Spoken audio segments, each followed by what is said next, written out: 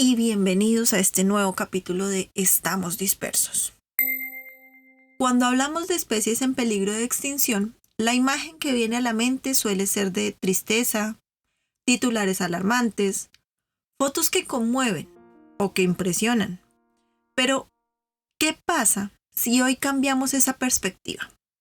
En lugar de enfocarnos solo en lo que se pierde, hablamos de lo que esas especies hacen por nosotros y por la vida en general, incluso sin que lo sepamos. Ese papel se conoce como servicios ecosistémicos, que te sonará un poco técnico, pero que se traduce en algo tan sencillo como lo que hace posible mantener el equilibrio en nuestro hábitat sin que lo notemos. Y créeme, son muchas cosas. Imagina una mañana cualquiera.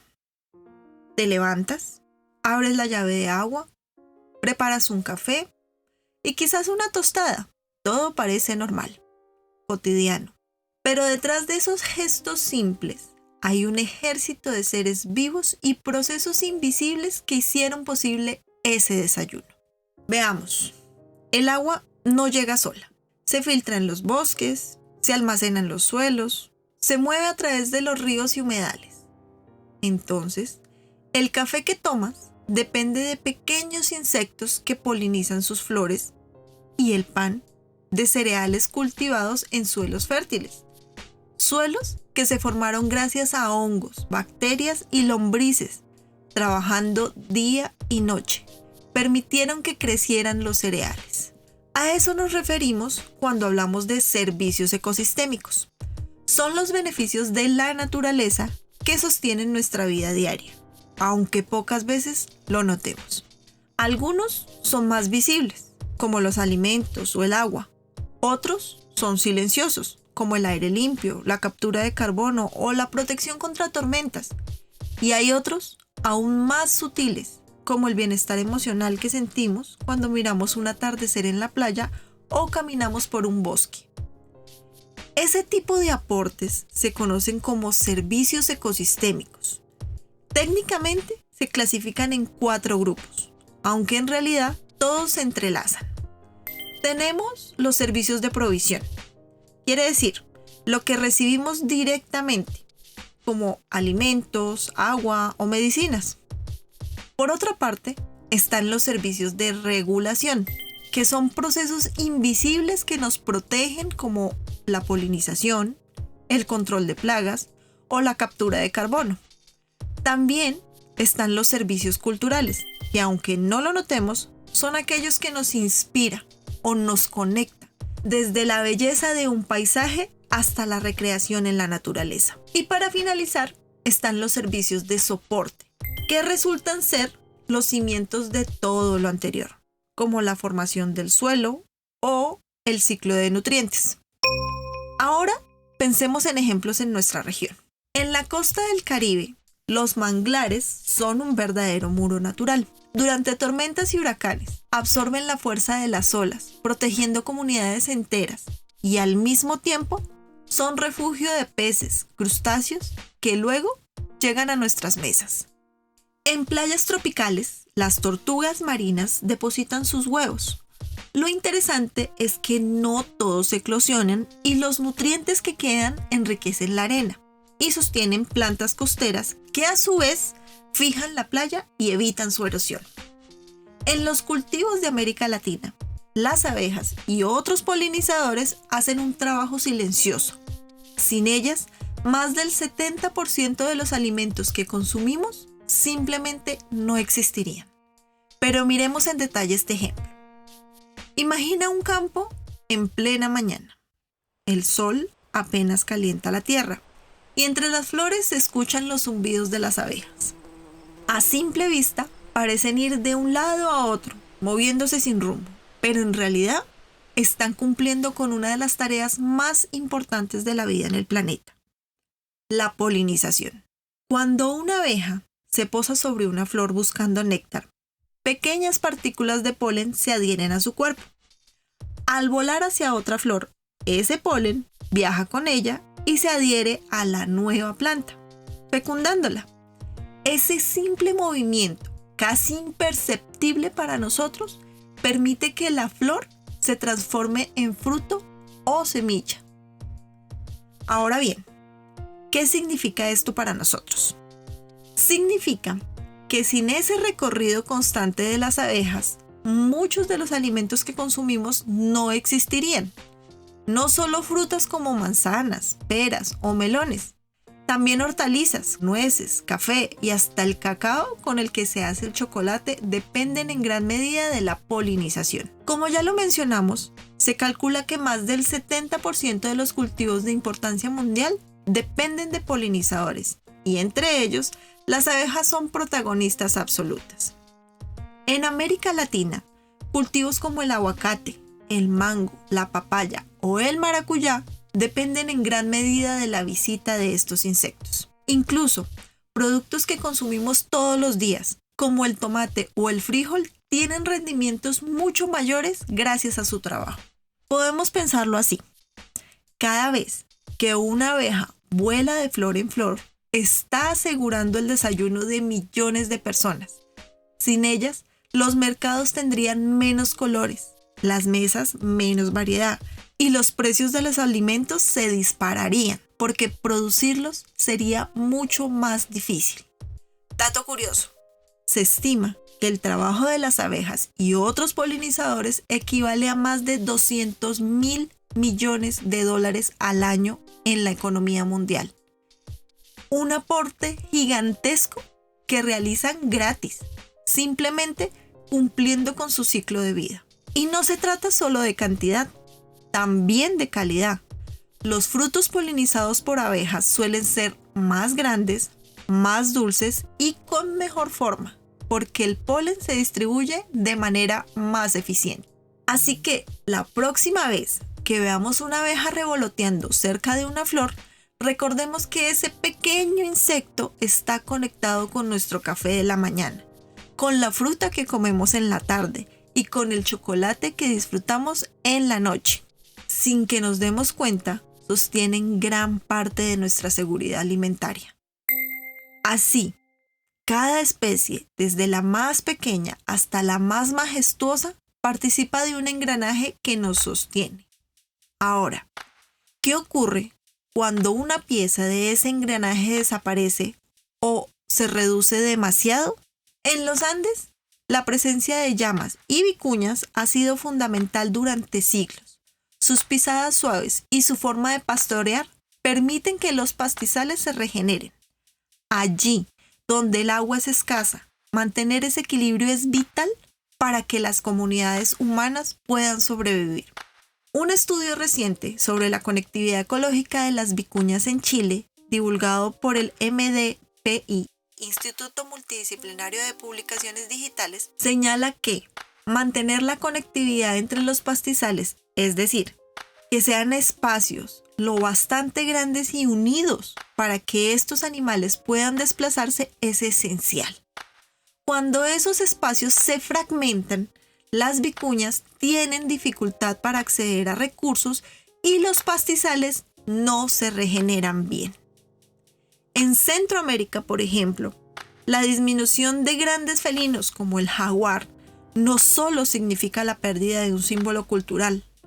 La hipótesis nos indica que algunos herbívoros, como venados o pecaríes, aumentarían su población, consumiendo más plantas de las que los bosques pueden regenerar. Y con el tiempo se transforma el paisaje entero. Menos bosque significa menos agua, menos captura de carbono, menos vida.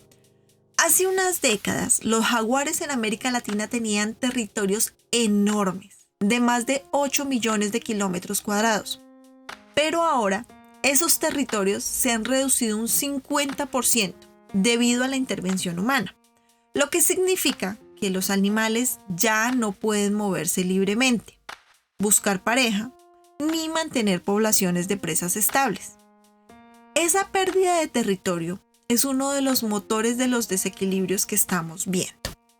Aunque parezca lógico pensar que si desaparecen los jaguares, sus presas podrían multiplicarse, la evidencia concreta es más compleja. En Mesoamérica, por ejemplo, los pecaríes de labios blancos, una presa natural clave del jaguar, han estado disminuyendo en muchas poblaciones, con poblaciones fragmentadas y muy pequeñas. Esto sugiere que no siempre sucede esa explosión de venados o pecaríes cuando un depredador falla. A veces, lo que ocurre es que todas las especies sufren, directamente o indirectamente, por la pérdida del hábitat, la caza y la fragmentación de sus hábitats. Y en el Caribe, un ejemplo reciente es la disminución de tiburones. Cuando el depredador tope, el que está en la cima de la cadena alimenticia, desaparece, los peces más pequeños se multiplican en exceso, consumen especies clave de los arrecifes y se debilita toda la cadena marina. Los arrecifes pierden salud y con ellos se reduce la pesca artesanal de la que viven muchas familias. Estos ejemplos muestran que no se trata solo de especies aisladas, sino de conexiones invisibles que sostienen la vida. El equilibrio no es un concepto abstracto, es la base de la vida cotidiana. Cada especie es como una pieza de un engranaje mayor. Cuando una falta, el equilibrio se altera. Los riesgos que enfrentan las especies no tienen una sola causa. A veces es la pérdida de hábitat, otras veces el cambio en las condiciones del clima o la contaminación que va debilitando poco a poco a los ecosistemas, pero hay una historia que se repite en muchos lugares de nuestra región, la de las especies invasoras. En el Caribe, el pez león, originario del Indo-Pacífico, llegó por accidente a nuestros mares. Sin depredadores naturales aquí, se ha multiplicado y devora a gran velocidad peces pequeños que son vitales para la salud de los arrecifes. Lo que para algunos es un pez exótico y hermoso, para los pescadores se ha convertido en una amenaza. En Colombia, los hipopótamos, descendientes de unos pocos que fueron introducidos ilegalmente hace décadas, se han expandido por ríos y humedales. Su tamaño y fuerza alteran los ecosistemas, desplazan a otras especies y generan conflictos con las comunidades locales. Y en varias partes de Sudamérica, la rana toro, mucho más grande y resistente que los anfibios nativos, compite por alimento y además transmite enfermedades, poniendo en jaque a especies locales ya vulnerables. Estas historias nos muestran que no siempre se trata de un villano, claro. A veces las especies llegan a lugares donde no deberían estar y terminan rompiendo equilibrios delicados. Cuando una especie se pierde, no desaparece solo un animal, desaparece un rol dentro del ecosistema. Menos polinizadores significa menos alimento en nuestras mesas. Menos depredadores marinos transforman las cadenas alimenticias y afectan directamente a la pesca. Menos anfibios se traduce en más mosquitos y con ellos más enfermedades como el dengue y la malaria. En el año 2022, un estudio sobre la incidencia del colapso de anfibios en Centroamérica demostró que se aumentó la presencia de malaria en la población en Costa Rica y Panamá. Ocurrió algo que parecía pasar desapercibido. Las ranas comenzaron a desaparecer. Una enfermedad las estaba diezmando y aunque al principio la gente lo veía como una curiosidad de la naturaleza, pronto se notó un efecto inesperado. Con menos ranas en los ríos y bosques, los mosquitos empezaron a multiplicarse y unos años después, las comunidades vieron cómo los casos de malaria crecían de forma preocupante. Los científicos calcularon que en algunos lugares había hasta un caso extra por cada 1,000 personas al año, lo que representaba unas 9,500 personas. Todo porque esos pequeños anfibios que parecían irrelevantes ya no estaban allí para comerse a los mosquitos. Este ejemplo nos recuerda algo clave. Cada especie cumple una función. Cuando desaparece, los impactos no solo se quedan en la naturaleza lejana, llegan a nuestra salud, a nuestra vida cotidiana. Y aquí quiero dejarte una pregunta. ¿Hasta dónde es razonable defender a una especie y en qué momento su presencia, si se ha expandido más allá de lo natural, puede dañar a su propio ecosistema? No siempre hay respuestas fáciles, pero hacerse la pregunta es un primer paso para mirar más allá del sentimentalismo y comprender lo práctico. Que cada especie, sea pequeña o grande, tiene un lugar, un rol y un límite. La buena noticia es que aunque los retos son enormes, todavía tenemos la posibilidad de actuar y no necesariamente desde grandes proyectos, sino desde lo cotidiano. Cuando hablamos de pequeños gestos que podemos hacer todos los días, no se trata solo de ser responsables, sino de entender cómo influyen directamente en la vida que nos rodea. Decidir usar menos plásticos de un solo uso no es solo cuestión de evitar basura en la calle. Cada botella, bolsa o envoltorio que dejamos de tirar reduce la contaminación de los ríos, lagos y mares. Eso protege a peces, tortugas y aves que podrían enredarse o confundir el plástico con alimento. Menos contaminación significa que los hábitats naturales se mantienen más saludables y las especies pueden cumplir su rol dentro del ecosistema, desde controlar insectos hasta dispersar semillas. Elegir productos locales y de temporada también tiene un efecto más profundo de lo que parece. Comprar alimentos de la región reduce la necesidad de transporte y de producción intensiva.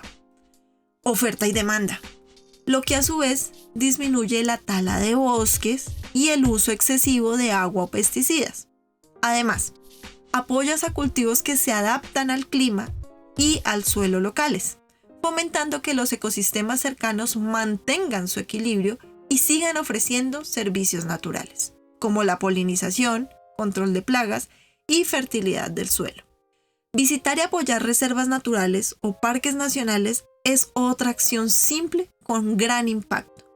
Cada entrada, cada aporte económico ayuda a financiar la conservación y el monitoreo de especies, pero también tiene un efecto indirecto. Mientras más personas valoren y disfruten de estos espacios, más se respeta la naturaleza que contienen. Desde las ranas que controlan mosquitos, hasta los grandes depredadores que mantienen el equilibrio de los bosques, incluso observar la naturaleza nos conecta con su valor real. Y eso se traduce en decisiones más conscientes todos los días. Compartir información confiable. Hablar con nuestra familia, nuestros hijos, nuestros amigos sobre el valor de las especies. Y lo más sencillo, observar la biodiversidad que aún tenemos cerca. Ese árbol del barrio donde anidan aves, ese río donde aún se ven peces, esa playa donde llegan tortugas, porque lo que se conoce, se cuida. Cada una de esas pequeñas acciones es como una gota que mantiene en movimiento la corriente del equilibrio. En resumen, estas pequeñas decisiones que tomamos en nuestro día a día no son solo simbólicas.